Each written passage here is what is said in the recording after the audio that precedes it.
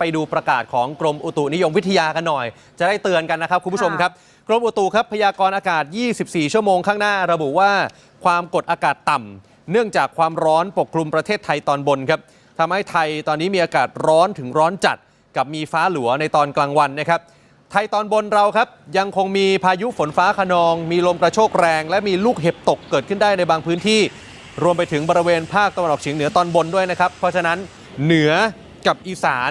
ยังเตือนเหมือนเดิมนะฝนฟ้าคะนองและลูกเห็บตกนะฮะส่วนกรุงเทพ